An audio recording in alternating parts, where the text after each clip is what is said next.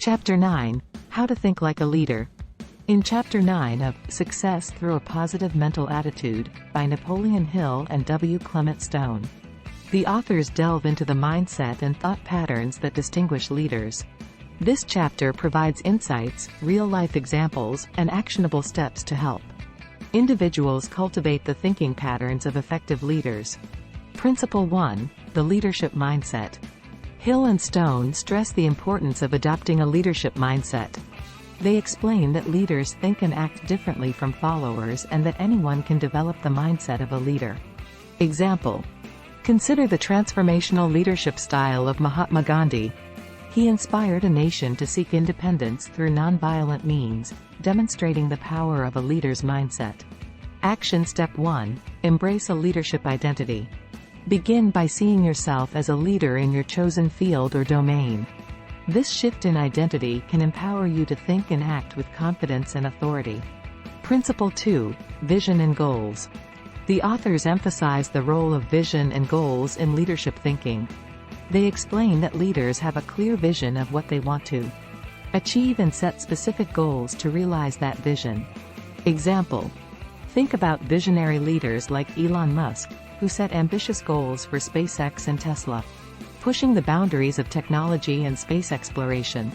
Action Step 2, define your vision and goals. Clarify your personal or professional vision and set specific, achievable goals to bring that vision to life. Your goals should be aligned with your vision and inspire you to take action. Principle 3, decision-making. Hill and Stone discuss the importance of confident decision-making in leadership thinking. They explain that leaders make decisions promptly and are willing to take calculated risks. Example: consider the leadership of Winston Churchill during World War II. His decisive actions and ability to make tough decisions under pressure were critical to the Allied victory. Action Step 3, practice decision-making. Practice making decisions promptly, especially in situations where you have all the necessary information. Be open to calculated risks when it aligns with your vision and goals. Principle 4, taking initiative. The authors highlight the role of initiative in leadership thinking. They explain that leaders proactively seek opportunities and take action rather than waiting for things to happen. Example: think of entrepreneurs like Richard Branson, who continually seek innovative business opportunities and take bold initiatives to expand their ventures. Action Step 4, cultivate initiative. Cultivate a proactive mindset by seeking opportunities for growth and taking the initiative to pursue them.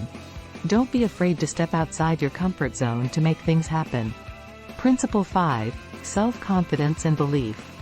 Hill and Stone stress the importance of self-confidence and belief in leadership thinking. They explain that leaders believe in their abilities and inspire confidence in others. Example: consider the leadership of Nelson Mandela. His unwavering self-belief and confidence in the cause of justice played a crucial role in ending apartheid in South Africa. Action Step 5, boost self-confidence. Work on boosting your self-confidence by acknowledging your strengths and accomplishments. Surround yourself with supportive individuals who reinforce your self-belief. Conclusion: cultivating leadership thinking. Chapter 9 underscores the mindset and thinking patterns that define effective leaders. By embracing a leadership identity, having a clear vision and goals, making confident decisions, taking initiative, and cultivating self-confidence and belief, you can develop the thinking patterns of a leader. Leadership thinking is not limited to those in formal leadership positions. It's a mindset that anyone can adopt. As Hill and Stone suggest, by thinking like a leader, you can influence and inspire others, drive positive change, and achieve your goals with greater impact and influence.